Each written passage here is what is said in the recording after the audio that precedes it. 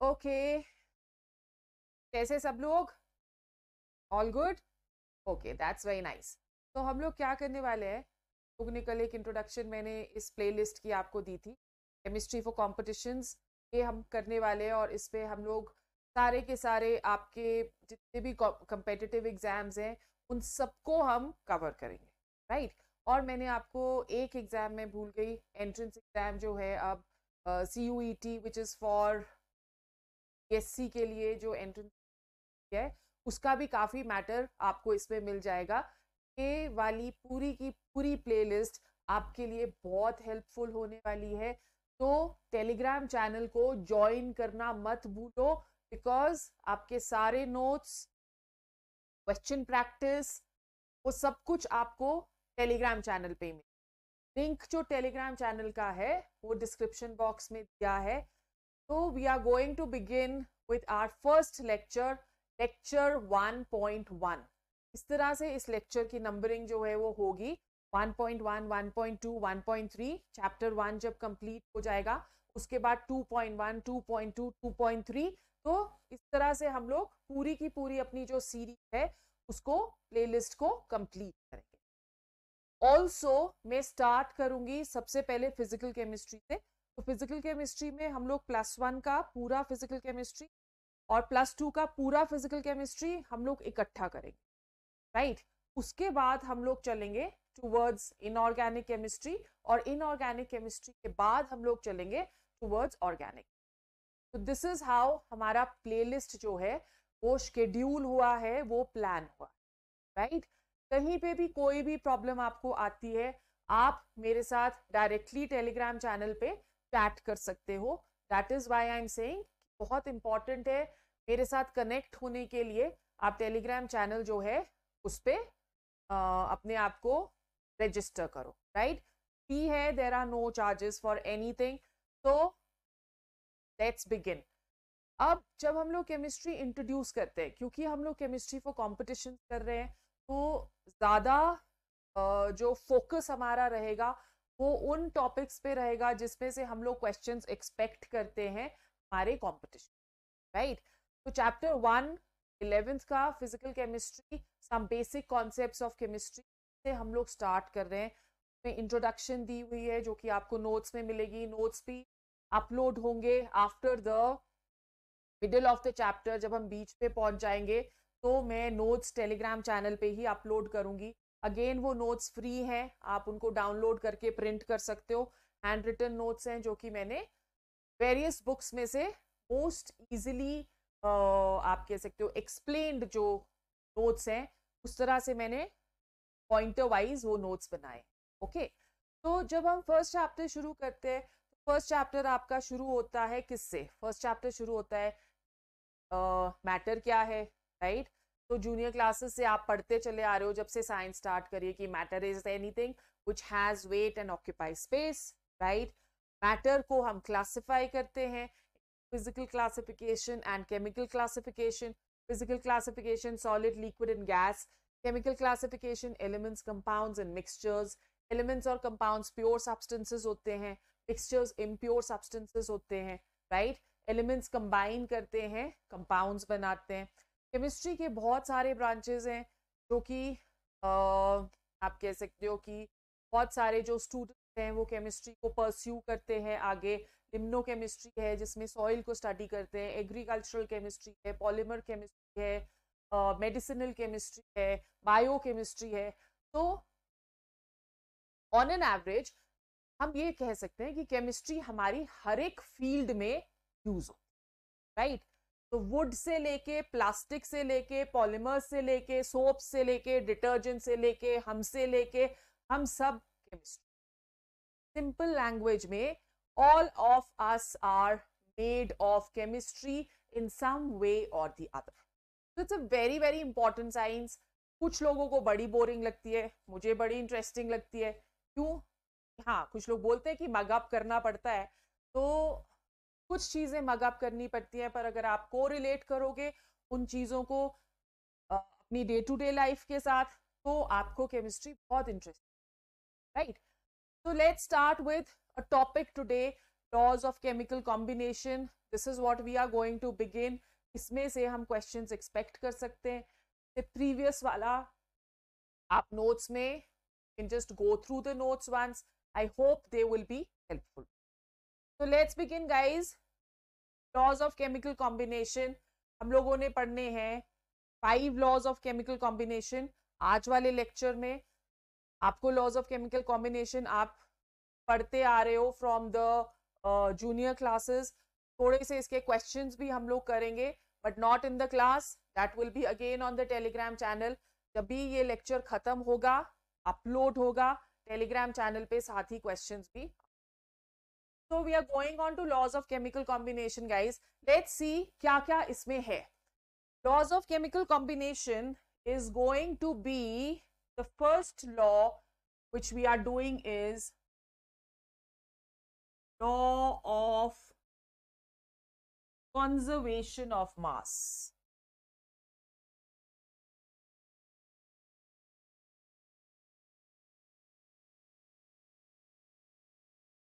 This is the first law. Second law, law of definite proportions.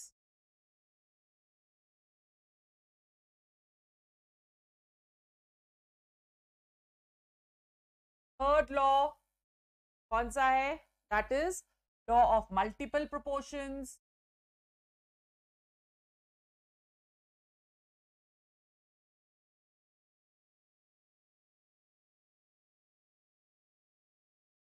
Fourth law, law of reciprocal proportions.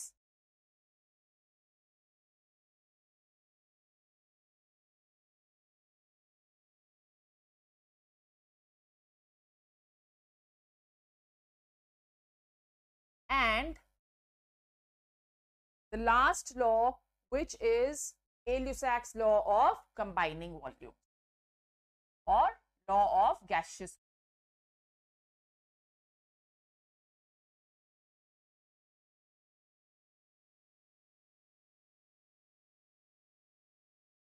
So we are going to complete all these laws today. Let's go on to the first one, law of conservation of mass. Law of conservation of mass was put forward by Anthony Lavoisier.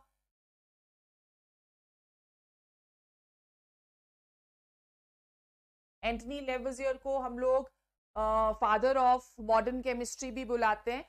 तो Antony लेवजियर ने law को कहाँ से उठाया? हमें पता है कि जो एलिमेंट्स हैं वो कंबाइन होते हैं टू फॉर्म कंपाउंड्स, राइट. अब उन एलिमेंट्स की जो रेशो है वो फिक्स्ड होनी चाहिए. ऐसे नहीं है कि दो एलिमेंट्स कंबाइन हुए और उन्होंने कोई भी एक प्रोडक्ट बना. वो एलिमेंट्स कितने कंबाइन होते हैं वो भी बहुत इंपॉर्टेंट.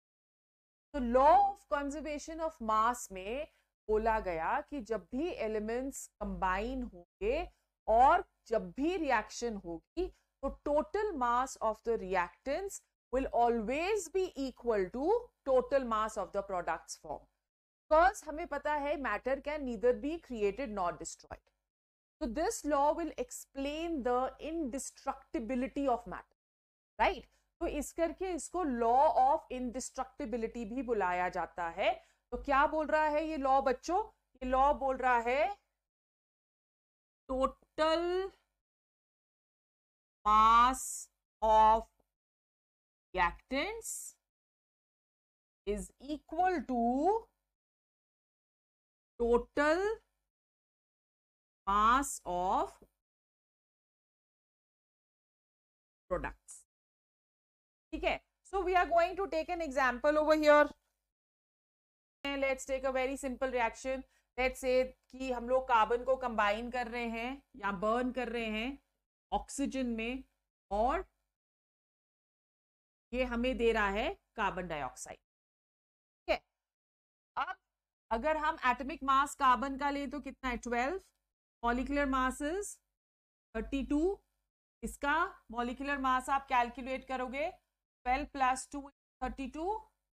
तो 44 grams of carbon plus oxygen और 12 grams of carbon plus 32 grams of oxygen वो हमें क्या देगा? 44 ग्राम्स ऑफ कार्बन डाइऑक्साइड. तो लॉ वैलिडेट हो गया कि total mass of reactants that is going to be equal to the total mass of the products, that is what the law says. Understood? अब ये वाला जो लॉ था test भी किया गया, साइंटिस्ट जिन्होंने टेस्ट किया था इसको, हिज नेम वाज लैंडलॉट। तो the law was tested bye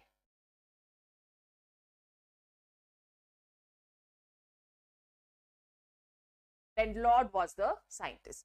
So it's a very simple law, indestructibility of matter, total mass of reactants is equal to total mass of products. Let's go on to the second law, law of constant proportion.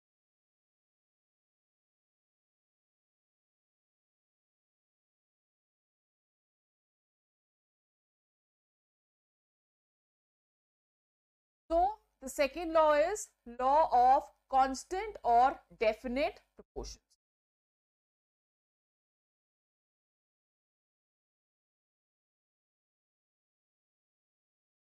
This law was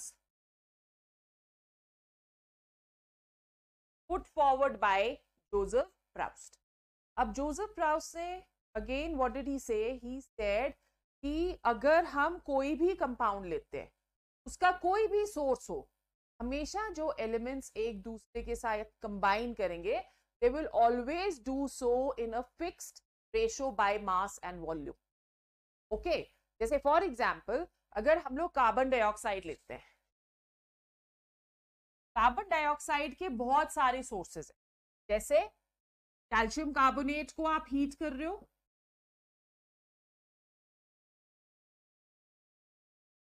हमारे पास carbon dioxide आ रही है, तो मतलब जितनी भी combustion reactions हैं, combustion reaction से हमको कार्बन डाइऑक्साइड आएगी, व्हीक्यूलर पॉल्यूशन से हमें कार्बन डाइऑक्साइड मिलती है,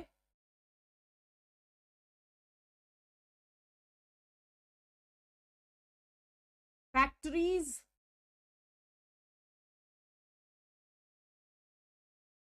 कार्बन डाइऑक्साइड रिलीज करेंगी। तो अकॉर्डिंग टू जोसेफ प्राउस्ट, कोई भी सोर्स हो कार्बन डाइऑक्साइड का, कार्बन और ऑक्सीजन हमेशा एक दूसरे के साथ कंबाइन करते हैं in the ratio 1:2। so you can see over here 1:2 by volume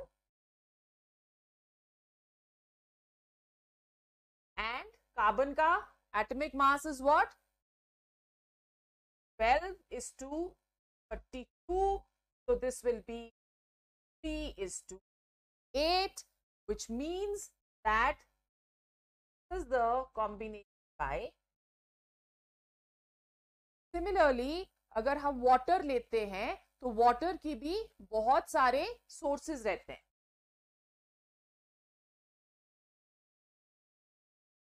water can be, we have tap water, we have river water, have sea water। तो जहां पे भी वाटर होगा, प्योर वाटर में हाइड्रोजन और oxygen they will always be in the ratio 2:1 by volume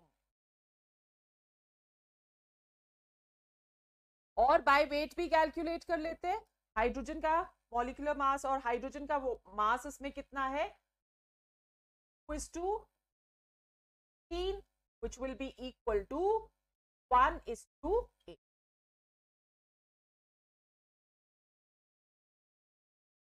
by mass, right? ये हमारे पास second law आ गया, that is the law of constant or definite proportions, which was put forward by Proust, who said whatever the source of the compound may be, the elements they will always combine in a fixed ratio by weight and volume. Let's go on to the third law.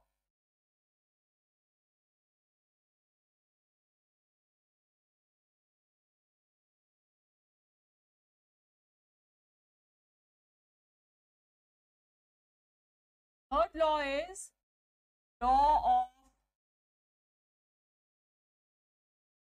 multiple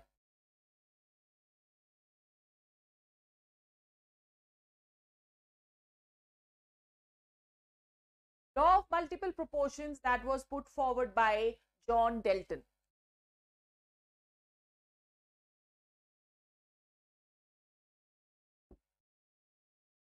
अब there are certain elements जो combine करते हैं और अलग अलग आप कह सकते हो कि प्रोडक्ट्स बनाते हैं. जैसे फॉर एग्जांपल कार्बन और ऑक्सीजन कंबाइन करते हैं, form carbon monoxide. Similarly carbon dioxide. Water में हाइड्रोजन और ऑक्सीजन होता है, पर हाइड्रोजन और ऑक्सीजन कंबाइन करते हैं to give us hydrogen peroxide as well, right.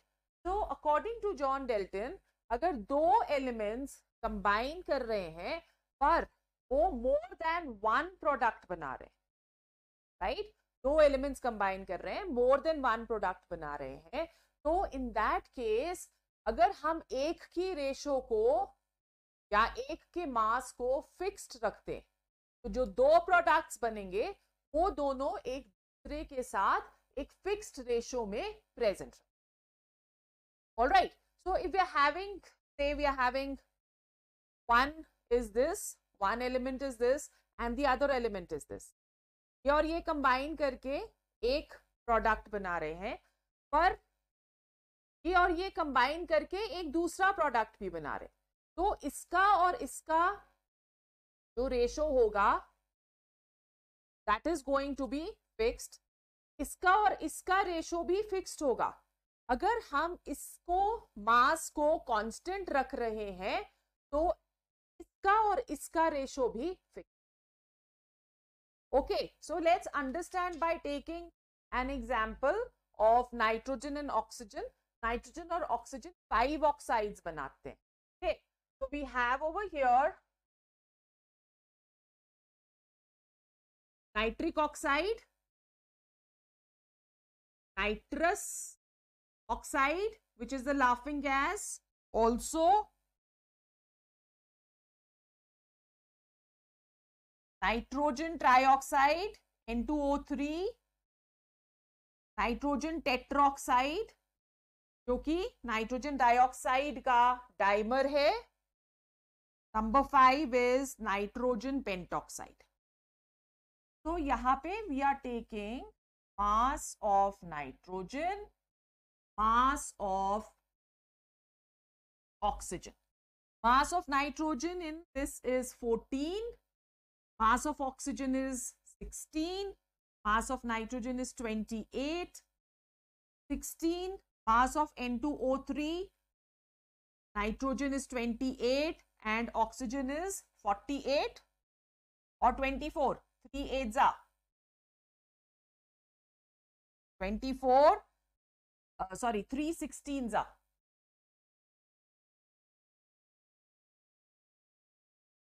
चलिए ठीक बोला था. 48, 28, 32 and 28 and 80. करेक्ट. ओके, तो अब हमें मास ऑफ नाइट्रोजन जो है वो कांस्टेंट रखना है. 14 हो गया, तो every has to come as 14. यहाँ पे भी नाइट्रोजन डाइऑक्साइड में भी it is 14 because it is 1 only. So we have over here divided by 2 14, divided by 2 8, 14, 24, 14 and 32 or 14 and 40. So let's look at the ratio of oxygen in all of these. It is going to be lowest is 8. 8 is to 16, is to 24, is to 32, is to 40. Lowest ratio अगर हम करें, 8 1s are 8, 8 2s are 16, 8 3s are 24, 8 4s are 32 और 8 5s are 40. तो oxygen की क्या ratio हो गई? 1 is to 2 is to 3 is to 4 is to 5, and this is what the law says. Okay, we are going on to the fourth law then. That is the law of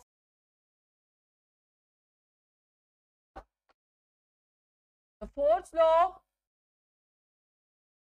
of reciprocal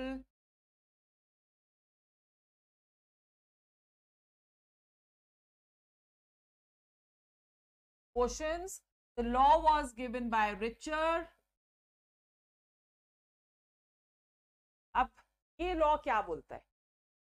according to this law, अगर एक element दूसरे के साथ combine करके एक product बने, एक और एलिमेंट के साथ कंबाइन करके प्रोडक्ट बना, दोनों में कोई भी एक एलिमेंट कॉमन है, राइट, और वो तीसरा प्रोडक्ट बना, तो ratio that is going to be again fixed.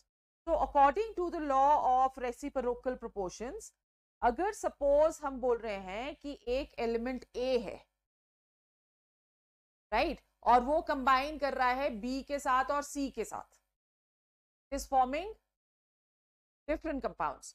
So over here we are taking sodium and hydrogen and chlorine. Three elements we are going to take. We're taking over here sodium,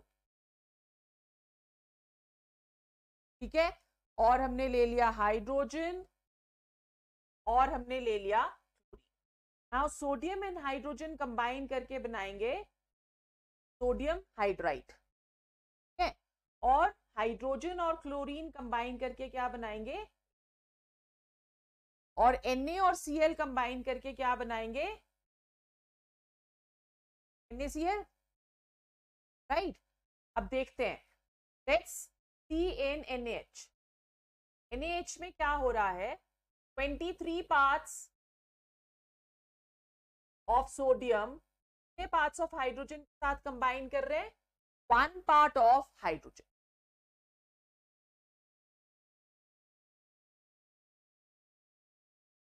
right. Now we are taking over here HCl. In HCl, 1 part of hydrogen is combining with 23 parts of chlorine. 35.5 parts of, right. तो NaH में 23 parts sodium के 1 part of hydrogen के साथ, HCl में 1 part of hydrogen 35 parts of chlorine के साथ. तो अगर सोडियम और क्लोरीन को कंबाइन करना है तो 23 parts of sodium should combine with how many parts of chlorine? That should be 35.5. So is that what is happening over here?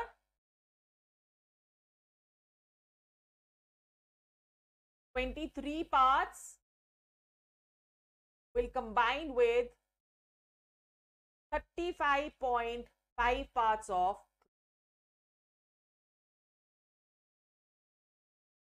So this is the law of reciprocal. I hope it is clear. We are going to the last law then, which is our last law. The fifth law is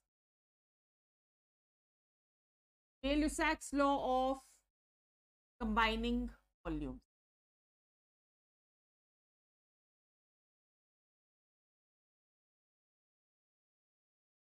Or Gay-Lussac's law of gaseous volume.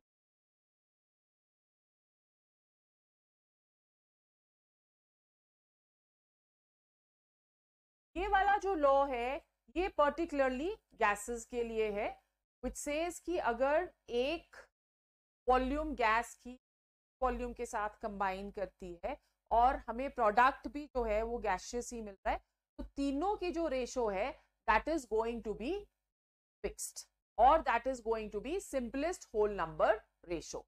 Like for example, अगर हमारे पास है hydrogen combine कर रहा है chlorine के साथ और हमें दे रहा है 2HCl, तो ये भी गैसियस है, ये भी गैसियस है, और ये भी gas.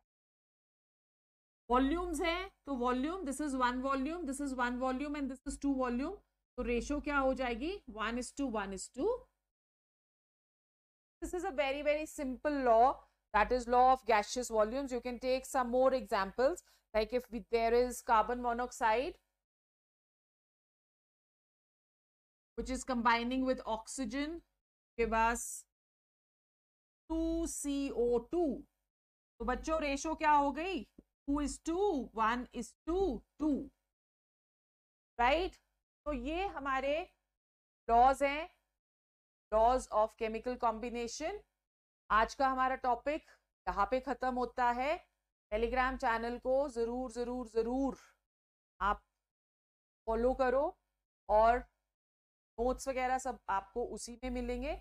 And tomorrow for our next class we are going to go on to the next topic which is Dalton's atomic theory. Till that time, bye bye.